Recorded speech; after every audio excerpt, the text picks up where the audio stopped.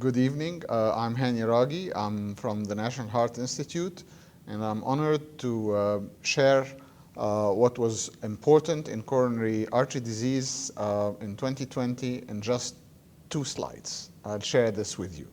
I'd like to acknowledge and thank my friend Hany,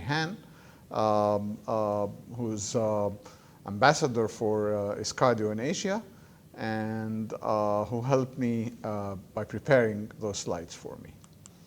The first trial is LODO-CO2, which is a low-dose colchicine, was tried in over 5,200 patients compared to placebo in the small dose of 500 milligram daily, a cheap drug.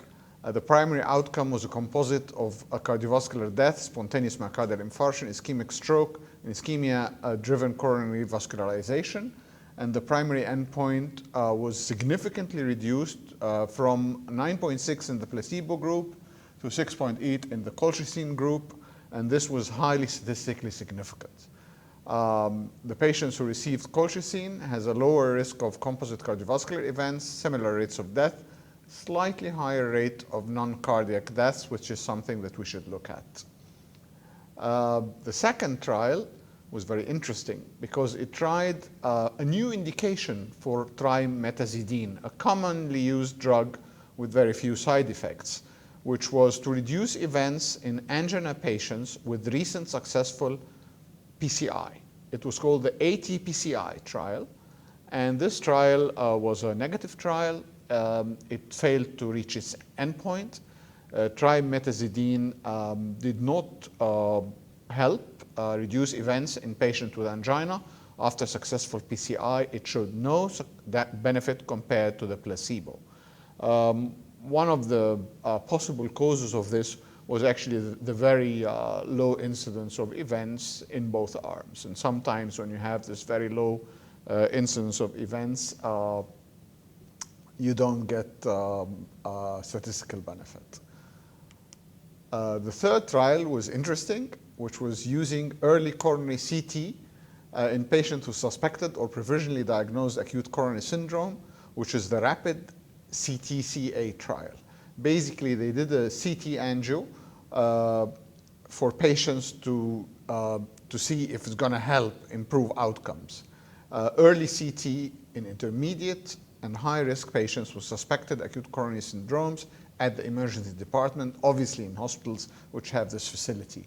And again, this was a negative trial.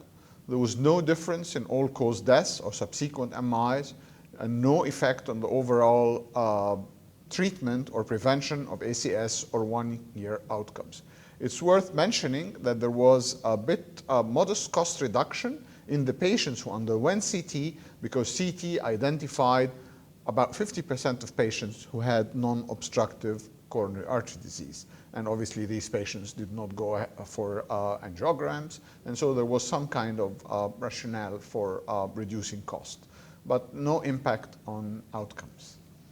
And now we come to our last, fourth, but definitely not the least trial. MINOCA, myocardial infarction in patients with normal or minimally diseased coronary arteries.